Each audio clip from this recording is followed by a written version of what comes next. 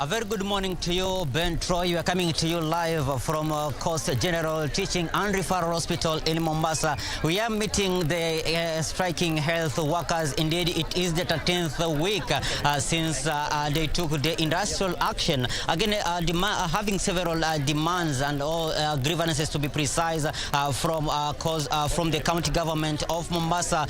And to this extent, there are some of the demands which have been met. But for now, what they are demanding is they want the promotions to be implemented, and another thing which they are demanding too is also their January salaries, which have been put on hold. And I'm joined by the union leaders in Mombasa County who will put into perspective what is really happening and what is the way forward with the things which are at stake in Mombasa County with matters health. And I'm joined by Peter Marocco, who is the Secretary General of Kenya Union of Nurses in Mombasa branch. Welcome, sir. And so far, what is it now, or what is happening at the moment with regards to your January salary? First of all, I want to acknowledge the county government's effort to having paid the 2 months remittances. That is the month of September and October. We have seen that they have been able to pay this. So there are outstanding issues which again we've not been able to get information about promotions, which in this promotion I mean phase 1 appeals that we met and they were accepted by the county. They have not been addressed so far. 2, there were also the issue of promotions for managers who have been working in various departments without the requisite grades that they are supposed to have in that level.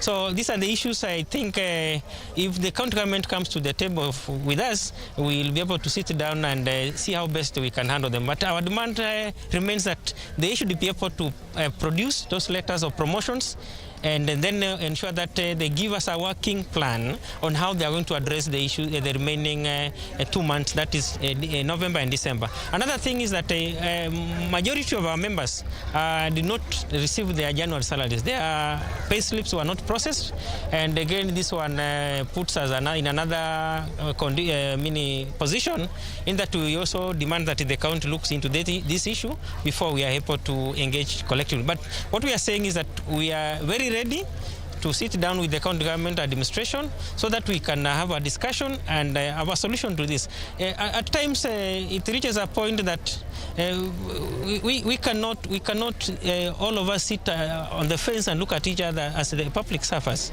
So the county government needs to convene a meeting, whereas they are saying that we are the ones who left the meeting, but it's within their mandate to convene a meeting or reconvene the meeting we had so that we can further discuss the issues that were outstanding.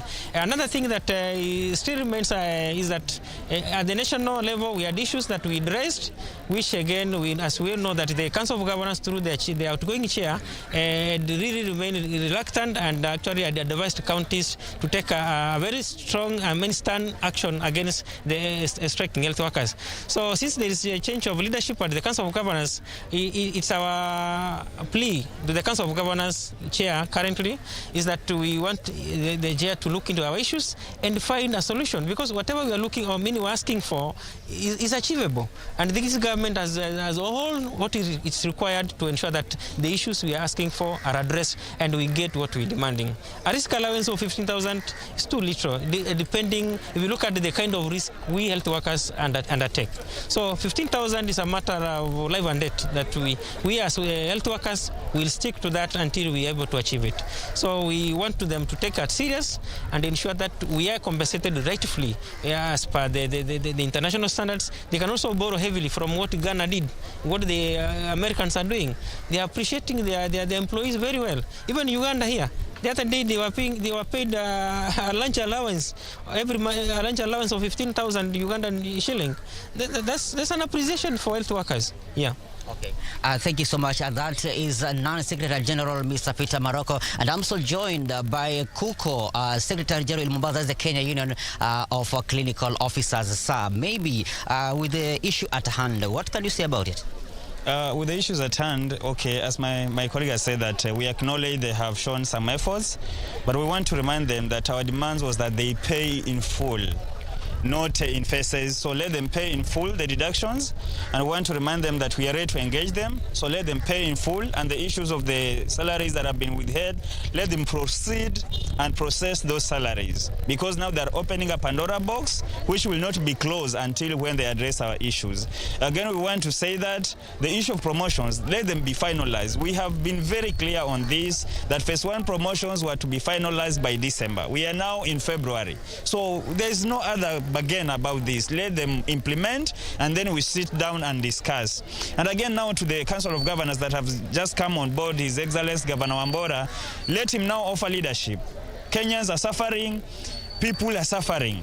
Some are dying, and we will never recover life once someone dies. So it is time they show leadership.